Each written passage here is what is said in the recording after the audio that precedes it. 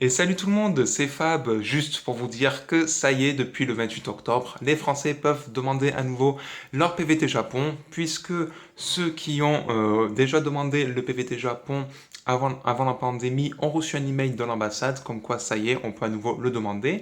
Et aussi, sur le site officiel de l'ambassade, ça a été mis à jour, il y a la date 28 octobre 2020 écrit dessus, et il y a toutes ces infos pour obtenir justement le PVT Japon.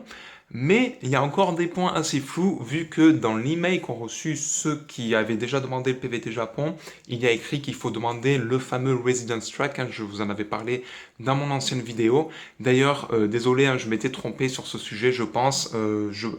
J'avais cru comprendre en regardant le document en japonais que j'avais traduit voilà, sur Google Trad et tout, que c'était aussi disponible pour les hôtels. Donc je pensais que les hôtels peuvent vous fournir sur le Residence Track, mais apparemment ce sont seulement les employeurs, les universités et les écoles, voire peut-être des organismes d'association, voilà, si vous faites de l'humanitaire, ce genre de choses, ça je suis pas sûr. C'est ce que j'ai cru comprendre en regardant les sites d'ambassades d'Australie et d'Allemagne, donc, où ils mentionnent cela, mais ça c'est pas sûr. Mais dans tous les cas, employeurs, universités, écoles, ça c'est sûr, c'est même écrit sur le site français.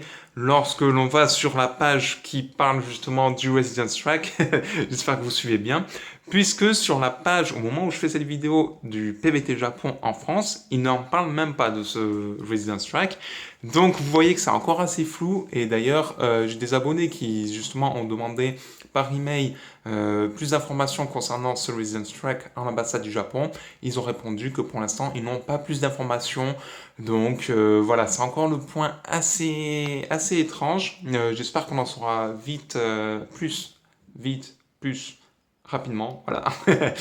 Et voilà, donc bon, déjà la bonne nouvelle c'est qu'on peut à nouveau demander des PVT. J'espère que ce Residence Track, voilà, ils vont l'enlever ou voilà alléger le truc parce que c'est assez drôle qu'ils demandent d'ailleurs un Residence Track d'un employeur alors que sur le site officiel de l'ambassade, il y a toujours écrit que le PVT doit être avant tout pour un motif de séjour, vacances et tout, et que le travail n'est qu'un bonus dans votre séjour, et que si vous souhaitez vraiment travailler au Japon, il faut passer par un visa de travail et non par un PVT.